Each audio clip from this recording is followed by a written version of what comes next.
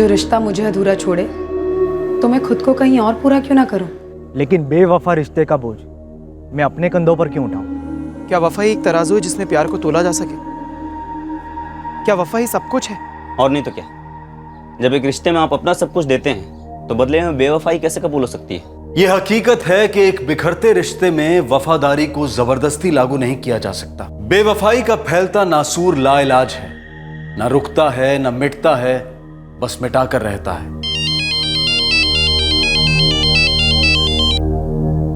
हाँ विवेक, बोलो। जब कोई आपको आपके पीठ पीछे हो रही बातें बताता है तब शक होता है कि कहीं वो आपको गुमराह तो नहीं कर रहा है, कोई साजिश तो नहीं रच रहा है, या कहीं वो सच तो नहीं बोल रहा है। जैसे तुम घर से निकले वो आ जाता है और तुम्हारे आने से ठीक पहले ही वो निकल लेता है। भाई लोचे है, देख ले। तेरी वाइफ उर्मिला के बारे में झूठ बोल के मुझे क्या मिलेगा? मुझे गलत मत समझ यार, लेकिन जो गलत हो रहा है उसके बारे में कुछ कर।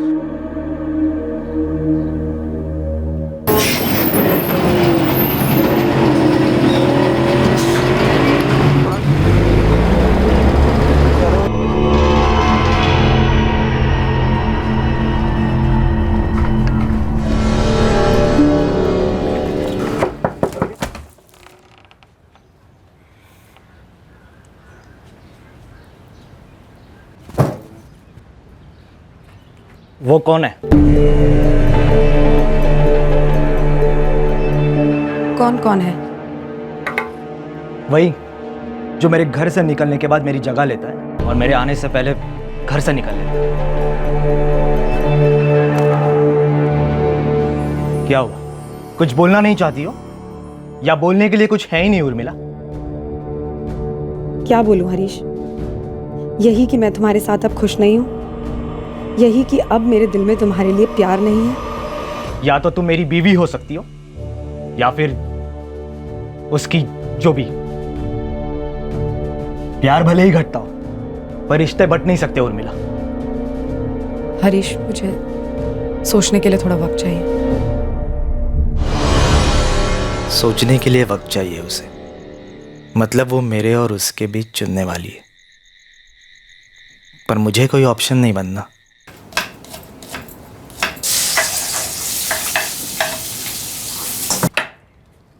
उर्मिला, मेरे घर से निकल जाओ। यश को तुम्हारी जरूरत होगी, उसे भी अपने साथ ले जाओ, लेकिन चली जाओ, अभी के अभी इस घर से चली जाओ। और जिससे तुम प्यार करती हो ना, उसी के साथ रहना, पूरी की पूरी उसकी हो जाओ। मैं नहाने जा रहा हूं, मेरे आने तक यह घर साफ होना चाहिए। तुम्हारा साया भी इस घर में नहीं होना चाहिए।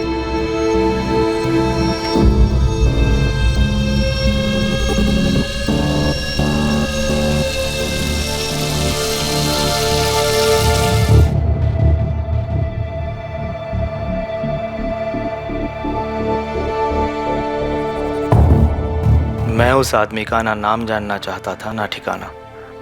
वो कोई भी हो सकता था, खोटा तो मेरा सिक्का निकला था।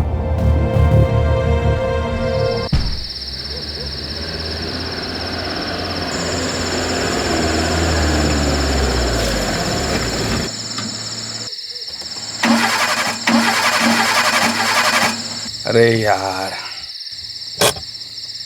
पार्क में फिर से धोखा देके।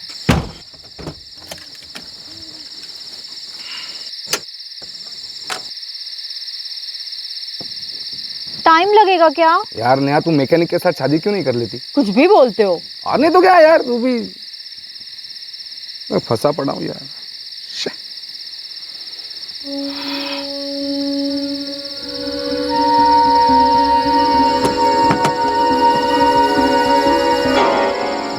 पंकज, अब क्या हुआ? वो आदमी। आदमी? कौन आदमी है? कहाँ?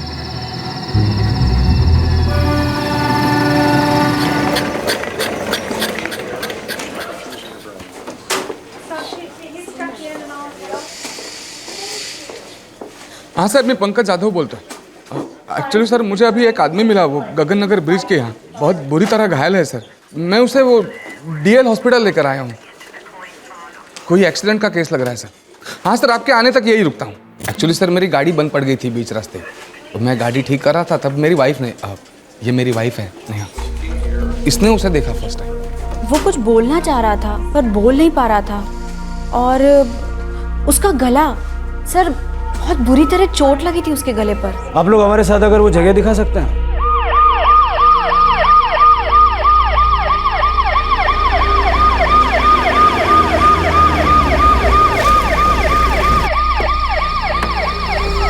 इधर ही सर, इधर ही हाँ ये क्या यहाँ पे ना ये ऐसा गिरा हुआ था।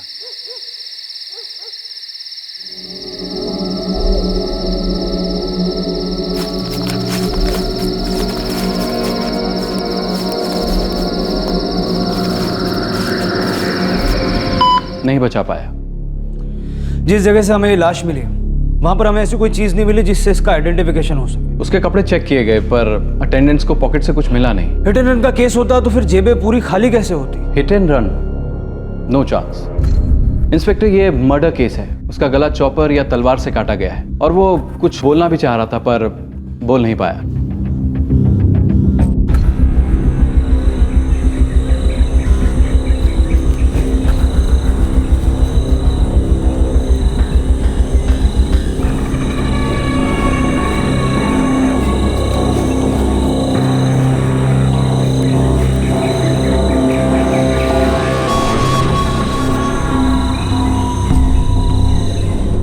ब्लड सैंपल में अल्कोहल के ट्रेसेस मिले और जहर भी।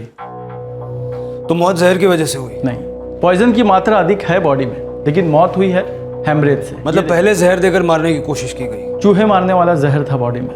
विक्टिम की एज 23 से 24 के बीच। अब तक कोई क्लू नहीं मिला है। लगता है ब्लाइंड केस रजिस्टर करना पड़ेगा। रिश्ते के कांटे को रास्ते से नहीं बल्कि दुनिया से ही हटा दिया गया। शिनाख्त की सारी निशानियां मिटा दी गई ताकि कांटा निकालने वाले को कानून कभी चुभे ना।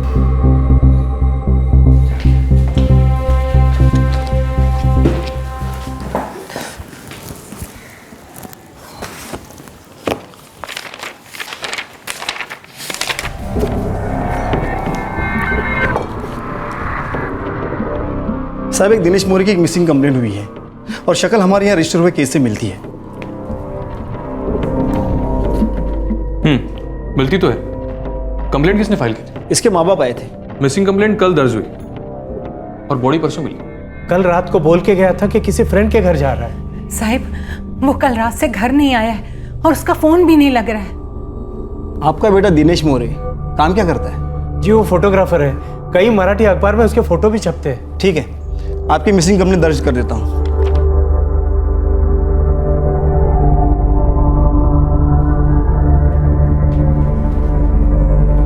आप हमें यहाँ क्यों लाए? हमें एक लाश मिली है, लगता है आपके बेटे दिनेश की है। ठीक है कुलकर्णी, अब फाइल भेज दीजिए। इस केस की आगे की इन्वेस्टिगेशन हम लोग करेंगे। ठीक है पाटिल, ना क्राइम स्पॉट से कुछ मिला है ना लाश पर से, लेकिन इस दिनेश मोरे का सेल नंबर है मिसिंग कंप्लेंट में। रिकॉर्ड्स निकलवाता हूँ सर।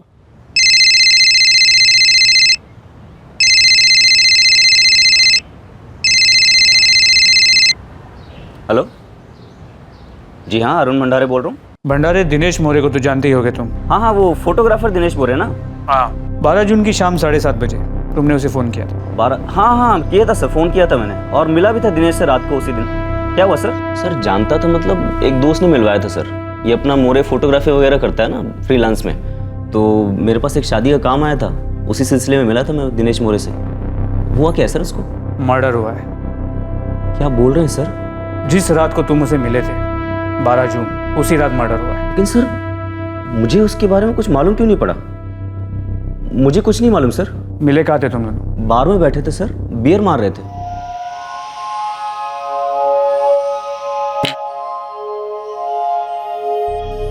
बियर के बाद क्या हुआ?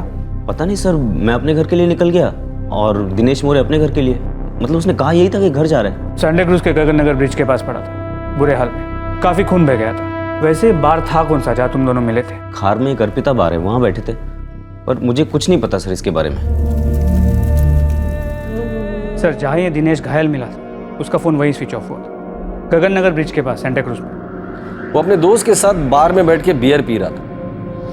पोस्टमार्टम रिपोर्ट में भी ब्लड स्ट्रीम में अल्कोहल नोट किया गया है। ब्लड सैंपल में अल्कोहल के ट्रेसेस थे और पॉइजन भी। खून में अल्कोहल के साथ साथ जहर भी मिला है। चूहे मारने वाला जहर था बॉडी में। लेकिन मौत का कारण जहर नहीं है, स्टैबिंग है। बार बार किए हुए वार। शायद जहर काम नहीं किया होगा इसलिए स्टैबिंग करके मारना। समझ में नहीं आ रहा है ऐसी कौन सी दुश्मनी पाल रखी थी इस दिनेश मोरे ने। दुश्मनी किसके साथ? ना तो उसने कभी मुझे बताया, ना मैंने कभी देखा, ना कभी सुना। मेरे बच्चे की किसी के साथ क्या दुश्मनी होगी? उसे तो बस एक ही शौक था, सिर्फ फोटो खींचने का। दिनेश का कोई दोस्त, कोई करीबी? ज्यादा दोस्त नहीं थे सर, एक विशाल था और एक ध्रुव। उसका किसी लड़की के साथ कोई चक्कर, कोई अफेयर? अगर ऐसा कुछ भी होता तो वो मुझे जरूर बताता। हर जवान लड़के के कुछ न कुछ राज होते हैं जो माँ बाप को नहीं, दोस्तों को पता होते हैं। विशाल और ध्रुव बोला था उन्होंने। उठा कर लाओ दोनों को। सर अफेयर वफेयर रहता तो सबसे पहले आकर मैं आपको बता देता। ध्रुव, क्या ऐसे हो सकता है कि दिनेश का किसी के साथ अफेयर हो और उसने तुम दोनों को बताया ना हो? चांस ही नहीं है सर। मैं, दिनेश और विशाल, हम तीनों एक साथ बड़े हुए, एक ही चौल में। सर वो ना हमसे कुछ छुपाता था और ना हम उससे। ध्रुव चौहान, तो दिनेश ने ये दुश्मनी वाली बात क्यों छुपाई तुमसे? कौन था उसका दुश्मन जिसने तुम्हारे खास दोस्त को गला काटकर मार डाला? सर ये सोच के तो मेरा खून खौलता है। सर मैं सोच भी नहीं सकता कि कोई हमारे दिनेश की जान कैसे ले सकता है।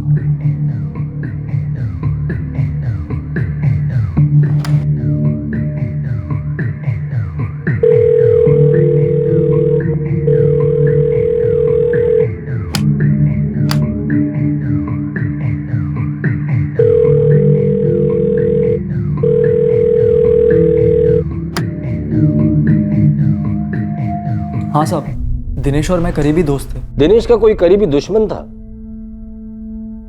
दिनेश को किसने मारा होगा और क्यों? कुछ गलत किया होगा शायद उसने। क्या गलत किया होगा? पता नहीं सर, पक्का कुछ पता नहीं। ठीक है, जो कुछ कच्चा पता है वही बता दे। सर दिनेश का अफेयर था। तो क्या मैंने तुझे कभी ये कहा कि मुझे उससे मिलने से मत रोक? देख भाई देख, मैं जानता हूं कि तू ये चाहता है कि मैं रिश्ते से पीछे हट जाऊं। वो मैं समझ सकता हूं, शायद तेरी जगह मुझे भी यही लगता।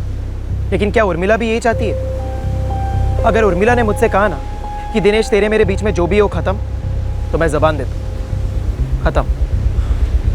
क्या रे दिनेश, क्या लफड़ा ये? पूछ मत यार, दिमाग की दही हो गई है। उर्मिला कौन है ये?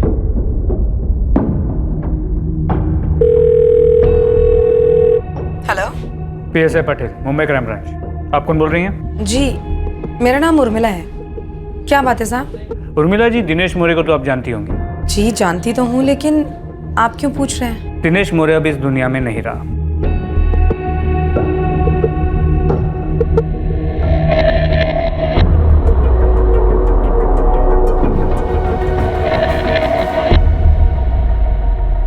विशाल, ये उर्मिला कौन है?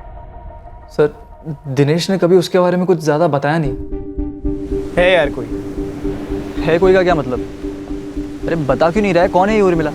अपने चौल में तो कोई उर्मिला नहीं रहती। क्यों, कहीं पे लिखा है क्या मैं चौल से बाहर वाली लड़कियों से दोस्ती नहीं कर सकता? अब तेरी इस उर्मिला से सिर्फ दोस्ती तो नहीं लगती। बताना कैसे मिला, कहाँ मिला? 2-4 बार बात हुई फोन पर और फिर मिले मतलब उल्टू मिले? शादीशुदा है क्या? छोड़ना यार, कुछ और बात करते हैं। सर उस दिन के बाद दिनेश ने कभी वो वाली बात छेड़ी नहीं सर। मतलब तुम जो फोन वाला झगड़ा बता रहे हो वो शायद दिनेश का उर्मिला के पति के साथ हुआ होगा, करेक्ट?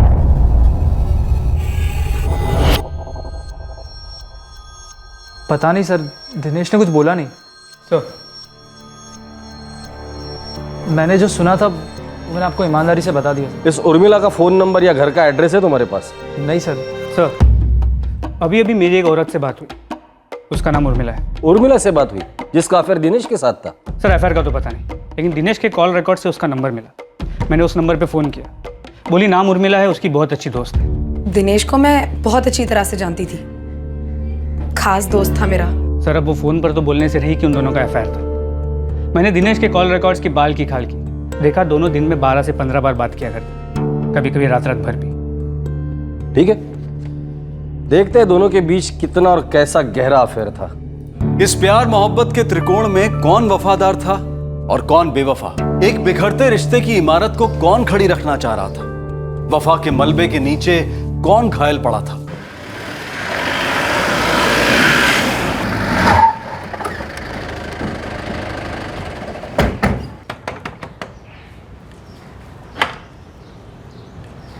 उर्मिला जी, जी आपके और दिनेश मोरे के बारे में कुछ बात करनी थी। यश बेटा, जरा बाहर जाके खेलो।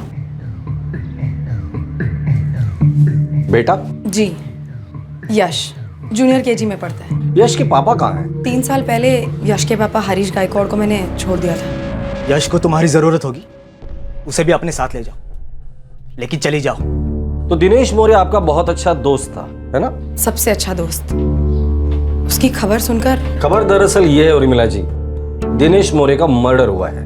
देखिए, अगर आपको ऐसा लगता है कि दिनेश मोरे के मर्डर के बारे में मैं कुछ भी जानती हूँ तो ये सच नहीं है। आप दोनों का अफेयर था?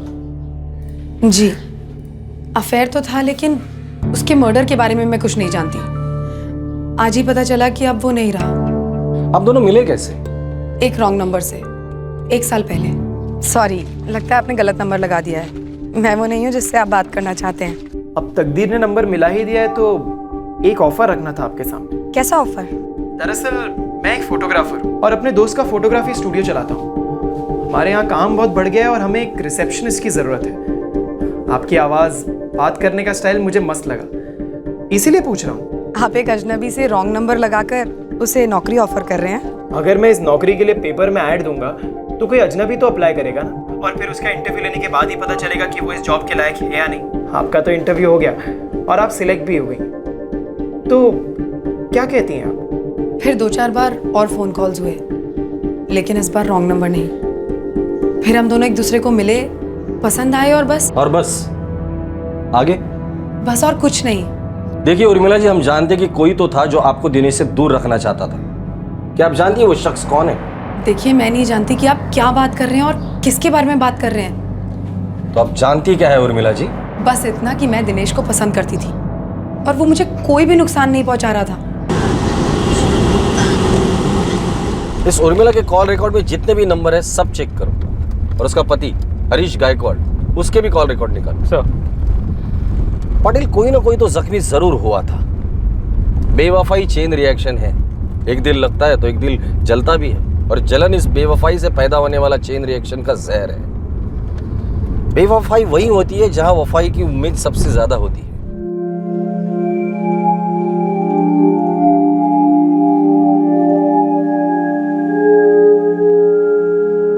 जी सर, अभी पहुंच रहा हूं। नहीं सर, मैं किसी दिनेश मोरे को नहीं जानता था। उर्मिला को तो जानते होंगे, कभी तुम्हारी बीवी हुआ करती थी वो। अगर सच में उसे जाना होता तो या तो वो मेरी बीवी होती या हमारी कभी शादी नहीं हुई होती। मेरे लिए वो बिल्कुल अजनबी है। मेरे बेटे यश की कोई बात हो तो बोलिए, मैं उससे कभी भुला नहीं पाया। तुम्हारा बेटा यश और तुम्हारी बीवी दोनों सलामत है। एक बात बताओ, 3 साल पहले तुम्हें उर्मिला ने क्यों छोड़ा था? उसने मुझे नहीं छोड़ा था, मैंने उसे घर से बाहर निकाला था। क्यों निकाला था? क्योंकि घर 2 लोग मिलकर बनाते हैं, तीसरे के आने से वो कुछ और ही बन जाता है। पर तीसरा आ गया तुम्हारे घर में, बड़े तीर चले होंगे ना सीने पर? हाँ चले, पर दिल को जख्मी नहीं, खाली कर दिया उन तीरों ने। जब उर्मिला ने मुझसे वक्त मांगा ताकि वो मेरे और उसके बीच में चुनाव कर सके, वो आखिरी तीर। प्यार का हर एक कतरा साफ हो गया दिल से, और मैंने उसे घर से साफ कर दिया। दूसरे दिन घर से निकाल दिया मैंने उसे। तब से आज तक मैं उससे नहीं मिला हूं। दिनेश मोरे की शक्ल याद है तुम्हें, या उस पहले वाले आशिक की? उनसे कभी फोन पर बात नहीं हुई और ना ही मुलाकात। उर्मिला तुम्हारे बच्चे की माँ थी, और बच्चों को माँ की जरूरत होती है, इसलिए शायद माँ के आशिक को तुमने मारा हो। सर, अगर आपको मेरे खिलाफ कोई भी सबूत मिले तो मुझे गिरफ्तार कीजिए, फांसी दे दीजिए। लेकिन प्लीज़ मेरे सूखे जख्मों को पूरे दिए मत। मेरा जवाब नहीं बदलेगा, पर आपका वक्त ज़रूर बर्बाद होगा। चलता हूँ सर।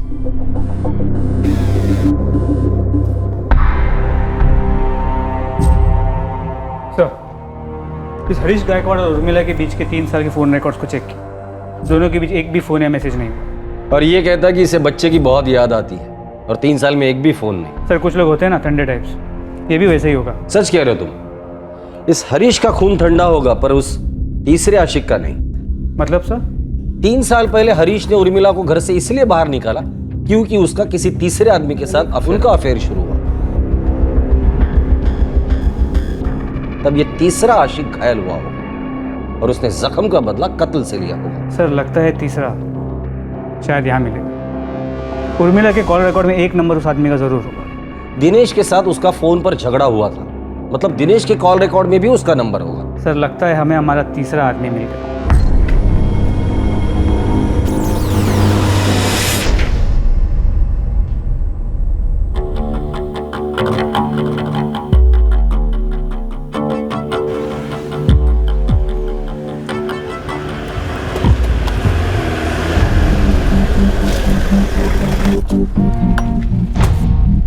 चल बेटा। क्या हुआ सर? चल। क्या हुआ सर? चल। मैंने कुछ नहीं किया था सर। आज शपथ मैंने कुछ नहीं किया। शपथ लेके आई को क्यों टपका रहा है? चल, पुलिस थाने मैंने काम कुछ है। नहीं किया। बताइए तो मुझे लेके क्यों जा रहे हैं सर? चूहे मारने की दवाई कहाँ मिलती है वो पूछना इधर से। चल। साहब भाई शपथ साहब, मैं नहीं लाया वो दवाई, मेरा दोस्त करण लाया था। इस करण को हम कहाँ से लेकर आए?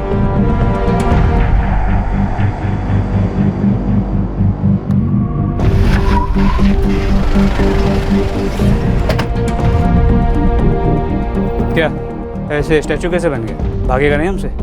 चल। क्या गल साहब? आपके इस चूहे ने आपके दुकान से चूहे मारने की दवाई चुराई। चल, ये आला।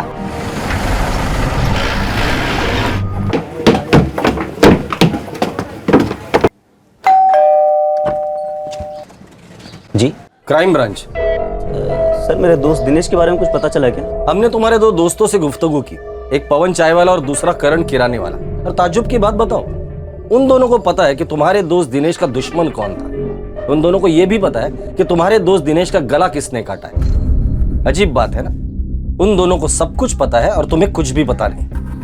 अरुण, तुम्हारे जैसे दोस्त अगर किसी को हो ना तो दुश्मनों की जरूरत ही नहीं है। ए दिनेश, ज्यादा ना बकबक मत कर। छोड़ दे, मतलब छोड़ दे उर्मिला को। अरे क्यों का क्या मतलब है यार? तुझे पता है ना मेरा और उर्मिला का अफेयर चल रहा है।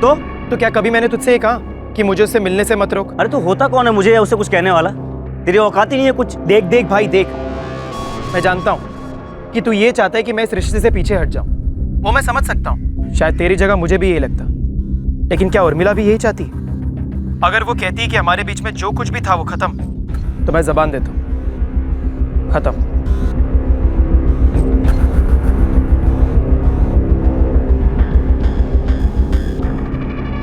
उर्मिला तो एडी है क्या? कैसे सोच सकती कि इस चक्कर को छुपा लेगी मुझसे? तो फोन और एसएमएस की जगह अगर कोई नया एप्लीकेशन भी इस्तेमाल करती है ना उस दिनेश से टच में रहने के लिए, तो बेवकूफ मुझसे छुपा नहीं है ये। कुछ छुपाया होगा तभी तो छुपेगा ना अरुण। मैं जो करती हूँ खुलकर करती हूँ। उर्मिला, 3 साल का रिश्ता है तेरा और मेरा। तेरे पति ने तुझे लात मारी तो मैंने संभाला। ये घर साल भर का किराया कौन दे रहा है? हरीश या दिनेश? मैं दे रहा हूँ। और क्यों दे रहा हूँ? क्योंकि प्यार करता हूँ तुझसे। और तू उस फोटोग्राफर के साथ गुटरगू कर रही। 4 आने की भी वफाई है कि नहीं तुझमें? मैं भी तुमसे प्यार करती हूँ, लेकिन दिनेश के लिए भी लगाव है मेरे मन में। हाँ मालूम है मुझे।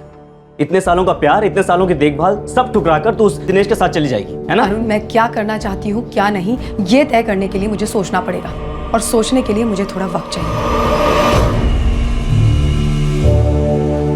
मुझे पक्का पता था दिनेश ने अगर उसको हाथ दिया है तो मेरा हाथ जरूर छोड़ देगी। जैसे तुम्हारे हाथ आगे बढ़ाते ही उसने अपने पति का हाथ छोड़ दिया था। बराबर है ना?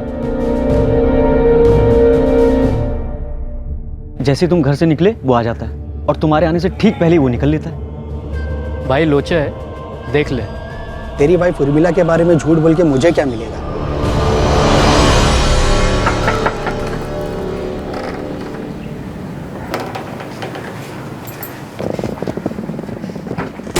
एक जोड़ी कपड़े में आई थी छोटे से बच्चे के साथ, पूरा का पूरा घर खड़ा किया उसके लिए मैंने।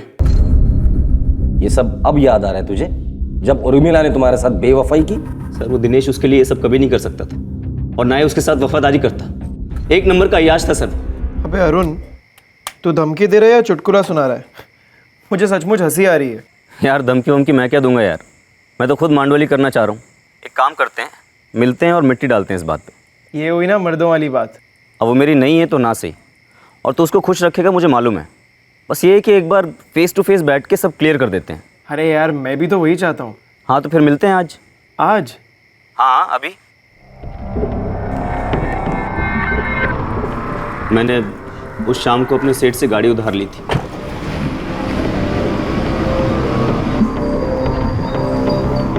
रास्ते से मैंने पवन और करण को उठाया। तुम लोग बार में बैठे थे? नहीं सर, हम बार बार नहीं गए थे, बाहर मिले और वहीं पे बियर मारी। बियर में चूहे मारने का जहर मिला था? हाँ। मतलब दिनेश को मारने का प्लान तुम लोगों ने पहले से ही बना लिया था? हाँ सर, प्लान बनाया था, लेकिन ये सब कभी नहीं होता अगर वो मेरी उर्मिला के बारे में ऐसी बात नहीं करता। कौन सी बात? क्या बोला था दिनेश ने?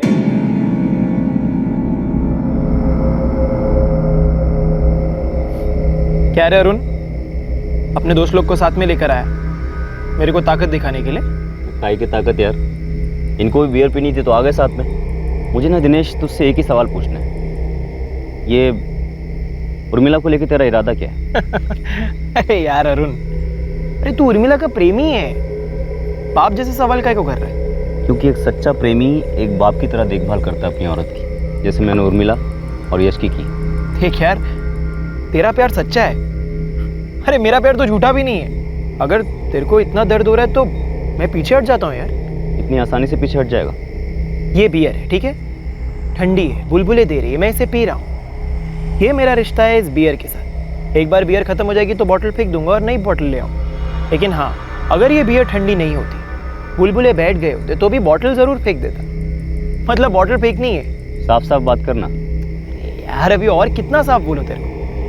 देख, ये बियर की बॉटल और तेरी उर्मिला में मेरे लिए कोई फर्क नहीं। जब तक मजा है तब तक रिश्ता है, एक बार मजा खत्म रिश्ता खत्म। लेकिन हाँ, जब तक ठंडी है, बुलबुले दे रही है, अरे मेरे को पी लेने दे।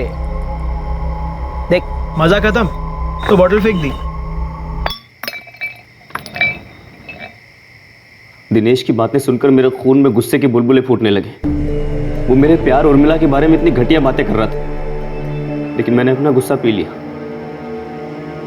और अब बारी थी दिनेश की जहर पीने की। सुनने में अच्छा तो नहीं लग रहा जब तू बोल रहा है, लेकिन सुकून है कि कम से कम तूने अपने दिल की बात रखी। अब ना ये फैसला मैं उर्मिला पे छोड़ दूंगा। तेरे और मेरे बीच की जो दुश्मनी थी वो खत्म। अरे होनी भी नहीं चाहिए यार। और वैसे भी दुनिया में ऐसी कोई लड़की नहीं है जिसकी वजह से दो दोस्तों में दुश्मनी हो। सही कहा। तो इसी बात पे एक और बियर हो जाए, ठंडी बुलबुलाती हुई। अरे ये हुई ना बात।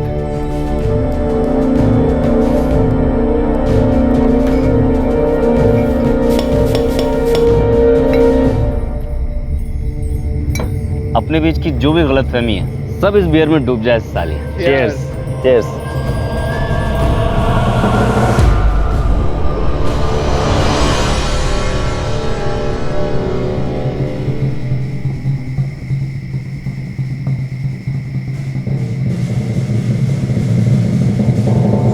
बोला मेरी उर्मिला बियर जैसी है, एक बार बुलबुला खत्म तो उठा के फेंक देगा साला।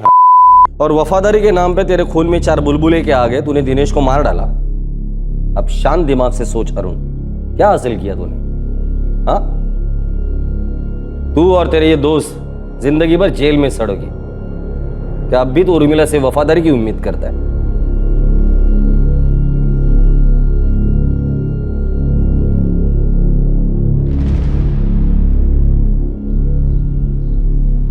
क्या नाम बताया लड़की का? लोकेश, ये लड़की नहीं औरत है, नाम है उर्मिला, तलाकशुदा है। उसका और एक प्रेमी था, अरुण भंडारे। आपके बेटे दिनेश का कत्ल इसी अरुण ने किया है।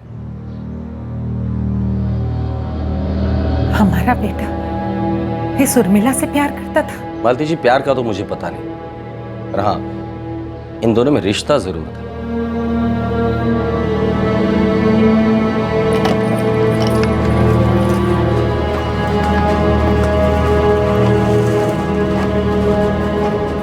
ऐसा हो ही नहीं सकता कि तुम्हें पता ना हो कि अरुण ने दिनेश को धमकाया था। मुझे पता था कि अरुण नाराज है, लेकिन इन धमकियों के बारे में कुछ नहीं पता था। अरुण नाराज था ये बात तुमने हमें बताई नहीं। इनफैक्ट तुमने अरुण के बारे में हमें कुछ बताया ही नहीं। अरुण भंडारी एक शख्स था जो दिनेश और तुम दोनों को जानता था। दिनेश सिर्फ एक अच्छा दोस्त था मेरा, हम दोनों की अच्छी जमती थी, लेकिन मैं कभी भी उसके लिए सीरियस नहीं थी। मैं आपको कैसे बताऊं ये मत बताइए, हमारे काम की चीज ही नहीं ये जानना कि तुम दोनों के बीच क्या होता था और क्या नहीं। हमारे लिए ये चीज मायने रखती है कि तुम्हें पता था कि तुम्हारी बेवफाई ने किसी को गहरा जख्म दिया था, किसी को गुस्से में डुबोया था, किसी को इस बात का एहसास दिलाया था कि वो ठुकराया हुआ है।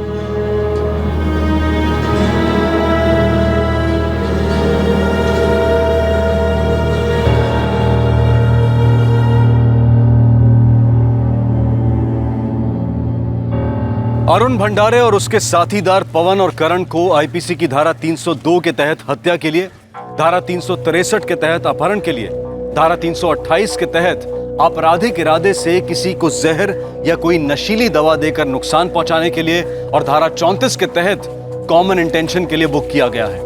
फिलहाल तीनों कानूनी हिरासत में हैं। हर इंसान को जिंदगी बतौर चुनौती कभी न कभी एक आईना दिखाती है। हरीश गायकवाड़ को आईने में साफ नजर आया कि उसकी पत्नी किसी और से प्यार करती है। उसने क्या किया?